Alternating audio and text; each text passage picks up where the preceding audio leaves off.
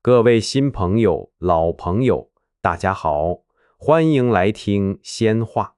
一人永生，万魂不复。闲话少说，搬个板凳儿，倒杯热茶，咱们开讲。仙途飞升万古寒，香火深处葬群魂。一人踏进苍生院，天门封后不称尊。鱼绝古灵翻黑帐，纸船满城裂神光。一朝仙位生尘土，万古铺成不返乡。你们都知道神仙吧？庙里供着的，香案上坐着的，老百姓一遇上难事儿就去磕头求他保命的。可今天这个故事真不是那种大仙显灵救苦救难的故事。这故事说的是两个女人，一个叫婉进，一个叫婉如。后来他俩被人供成了活神仙，香火旺得不得了。有人说他们救过灾，有人说他们斩过邪，也有人说谁家要是遭了难，给他俩烧炷香，兴许就能捡回一条命。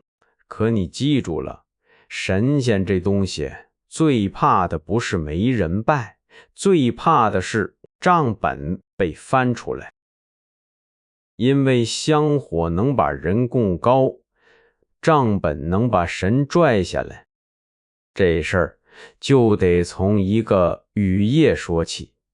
那天后半夜，雨下得邪乎，不是一般下雨，是那种你站在屋檐底下往前瞅两步都费劲儿的雨，风一阵一阵往脸上抽，地上全是泥汤子。城里黑压压一片，家家关门闭户，连狗都不咋叫了。城外有座古陵，那地方平时没人去，白天都没人乐意靠近，更别说后半夜了。可偏偏那晚就有几个人顶着雨摸过去了。干啥的？盗墓的。这帮人也不是什么好东西，偷坟掘墓，缺德营生。可这回怪就怪在他们不是奔金银珠宝去的，他们是奔几卷纸去的。几卷能要命的纸。哥，朕今天整啊，这雨下成这样，路都看不清了，要不咱明天再说。明天咱几个还能不能喘气都两说。别废话，家伙拿上。那墓里真有东西，有没有？进去就知道了。但我告诉你，今天不开这门，咱几个都得死。这话一出来，旁边几个人都不吱声了。他们心里也明白，这不是干票大的，这是被人逼到墙根了。最近城里不太平，表面上啥事没有，街还是那条街，庙还是那座庙，宗门的人照样进进出出，衣裳干干净净，说话也稳稳当当。可背地里早就乱了。有人想让那几卷东西见天日，也有人想让知道这事儿的人全闭嘴。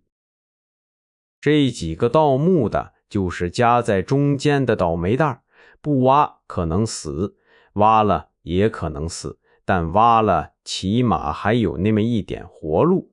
几个人摸到墓门前头，那墓门半截埋在泥里，石缝里全是水，青苔一抓一把，滑得很。大哥，这玩意儿能撬开吗？撬不开也得撬。挖。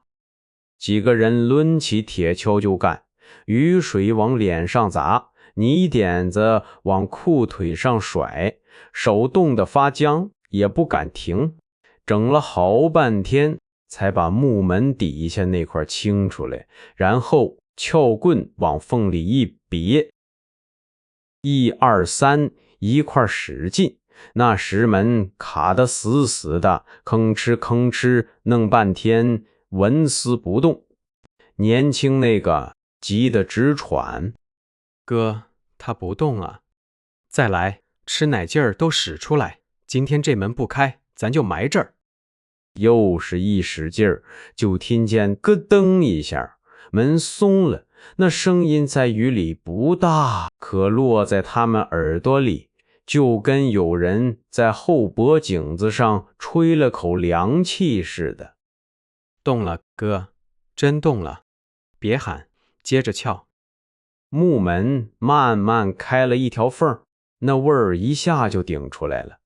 妈呀，又吵又闷又臭，就跟一堆烂东西在地底下捂了几百年，今天终于找着口子往外冒了似的。怡清那个当场就弯腰了。哦，这啥味儿啊？这里头还能进人吗？忍着，火点上，跟紧，谁要是掉队，没人回去捞你。几个人点了火，猫着腰往里钻，墓道不算长，越往里走越冷，不是外头那种雨夜的冷，是那种从石头缝里渗出来的冷，贴着骨头往里钻。火把一晃一晃，墙上的画也跟着动。他们看见啥了？看见墙上画着人，有跪着的，有抬贡品的，有举香的，还有2个女人站在高处，地下乌泱乌泱一群人，全朝那2个女人拜。要搁平时，盗墓的看见这种墓，第一反应肯定是翻陪葬品，金的、玉的、铜的，能拿啥拿啥。可那盗墓头子连棺材都没多瞅一眼，他直奔棺椁旁边，像是早知道东西就在那儿。大哥，这儿有纸。棺椁旁边真散着几卷发黄的旧册子，外头包着油布，油布都快烂没了，可里头的纸居然还没烂透。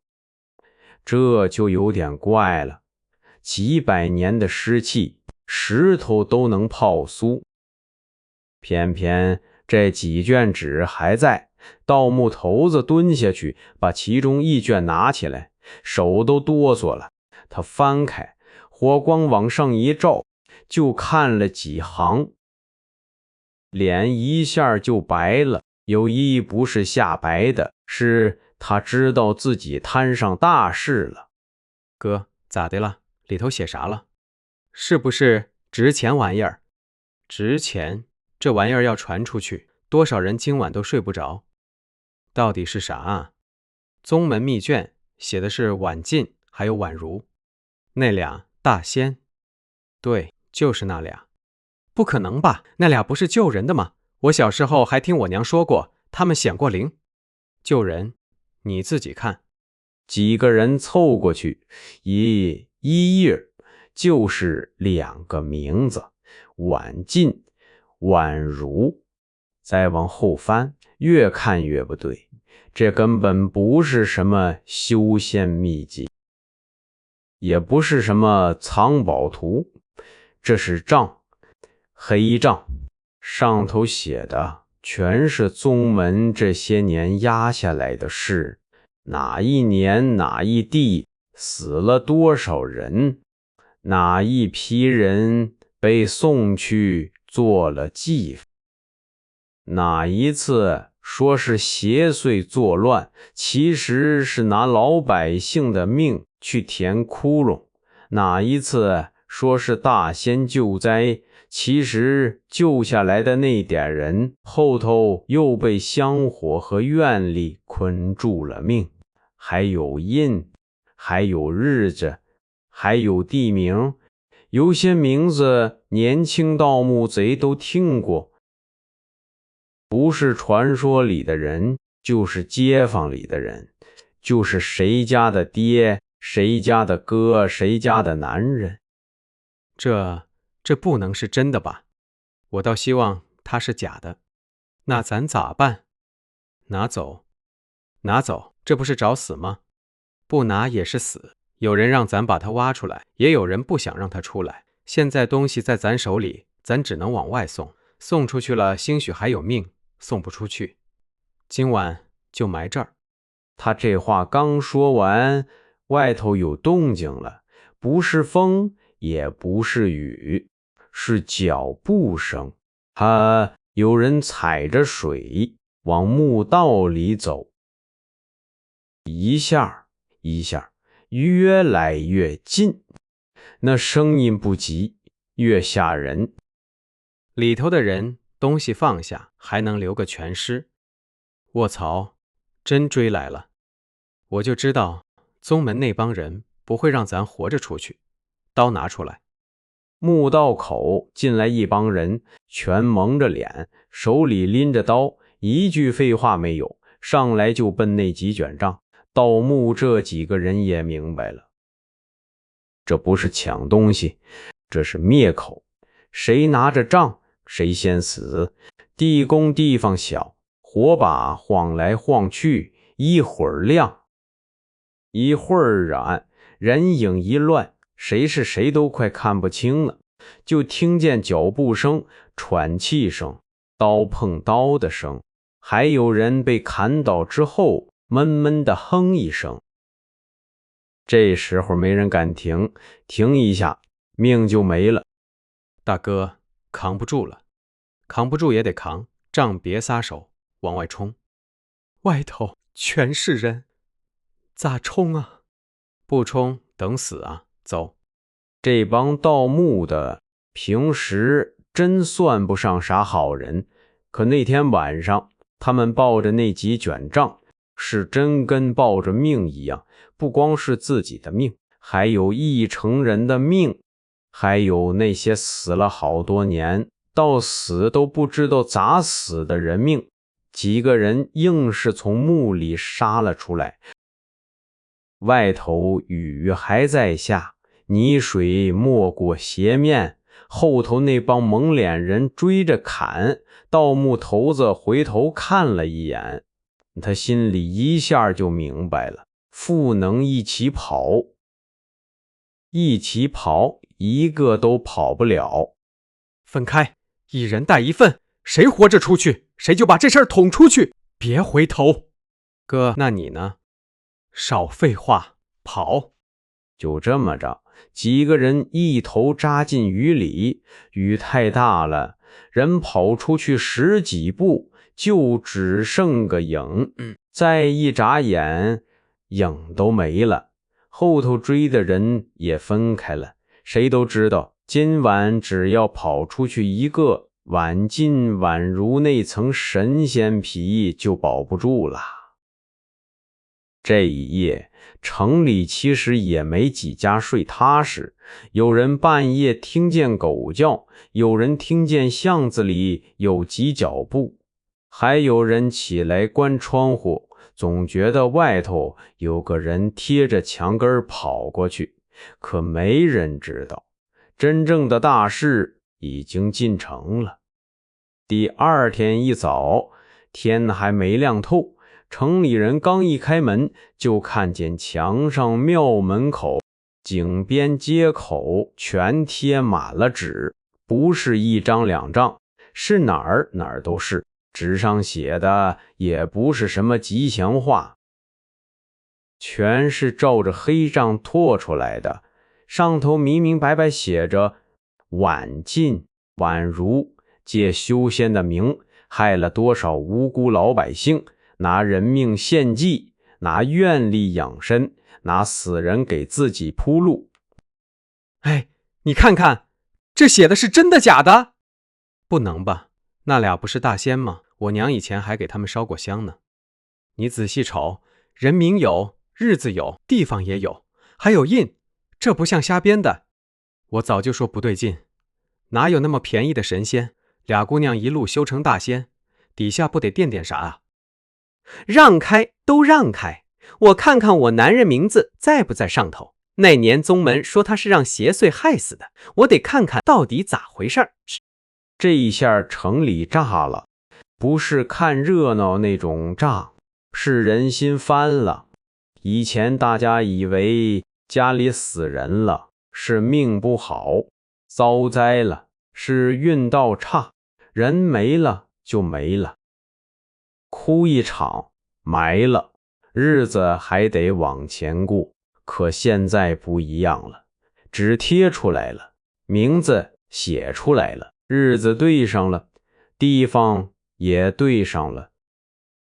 那这事就不是命了，可能是有人把你家里人当柴火烧了。把他们牌位砸了！先别砸，我得看看我哥在不在这上头。还看啥？都写成这样了，这哪是仙人啊！外头乱成这样，宗门里头更乱。平时那些弟子一个个衣裳干净，说话也稳，走路都带着派头，这会儿全慌了，有的去关门，有的去撕纸，有的跑回来报信，还有的偷偷烧旧账。正殿里头，一晚进坐在那儿，面前摆着几张从城里撕回来的告示，他看着那些字，脸色特别难看，因为字他认识，印他也认识，更要命的是，有些账是真的。师姐，外头压不住了，咱们的人撕一张，他们贴10张，各个街口都有人在传，还有人往山门这边来了。姐，是不是那些旧账真被人翻出来了？不用问，就是有人把东西挖出来了。那咋办？先锋消息，城门口、印房、庙门全看住，谁在传，先抓起来，再查昨晚谁进过古陵，活的带回来，死的也得带回来。师姐，要是老百姓不听呢？那就让他们听。姐，不能再硬压了，越压事儿越大。现在不压，宗门今天就塌。可那些账……我知道那些账，不用你提醒我。满如不说话了，他不是不知道当年那些事儿，他只是不敢想，有一天这些东西会被人挖出来，贴到大街上，贴到庙门口，贴到所有曾经给他们磕过头的人眼前。这事儿就像啥呢？你家墙里藏了个见不得人的东西，你以为抹上泥刷上灰，年头久了没人知道了，结果有一天墙塌了，大伙儿全看见了。那你再解释还有啥用？师姐，要不要请各堂长老过来？都叫来。还有昨晚派出去的人查一遍，谁没回来先记上。是。再有一件事，那几卷黑账必须找回来，1卷都不能留在外头。他说完这句话，屋里没人敢接，因为大伙儿心里都明白，晚了，纸已经传开了。这东西跟火不一样，火着了你拿水还能浇，可纸上的字一旦进了人心里就抠不回来了。城外林子里，那个盗墓头子还没死，后背挨了一刀，人靠在一棵树底下，血顺着衣裳往下淌，怀里还揣着半卷账，雨把纸边都打湿了，他还死死抱着不撒手。哥，城里贴出去了，有人传出去了，满城都看见了。传出去了，那就行，那就不白跑。你别睡，我背你走。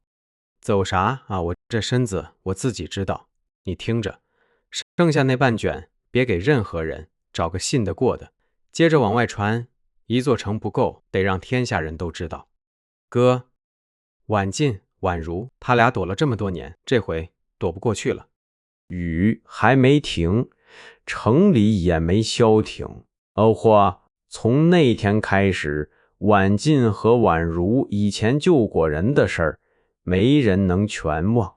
可他们害过人的账，也没人能装看不见。你说一个人被供成神，最怕啥？不是别人骂他，也不是别人恨他，最怕的是账本翻开。账一翻开，神就不是神了，他也是人，而且可能比普通人还脏。但你要说他俩一开始就是坏人吗？还真不是。这事儿要往前倒，头回很多很多年前。那时候婉进和婉如还不是啥活神仙，也不是啥宗门祖师，更没有人给他们烧香磕头。他俩就是两个没爹可靠、没家可回、被乱世撵得到处跑的小姑娘。他们一开始想的挺简单，活下去，别被人卖了，别被人抢了，别死在山沟里。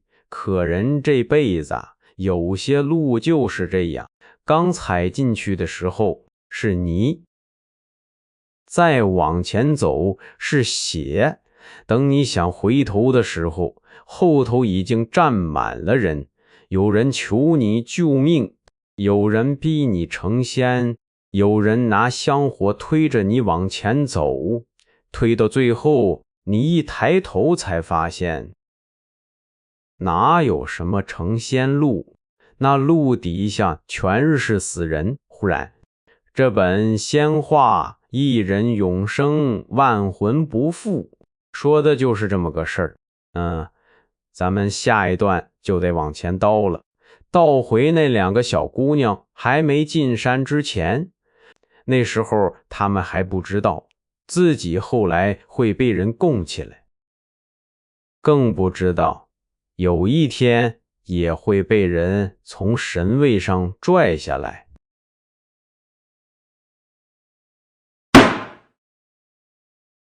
欲知后事如何，且听下回分解。这回就讲到这儿，感谢诸位捧场。要是喜欢仙话，记得点个赞，咱们下回接着唠。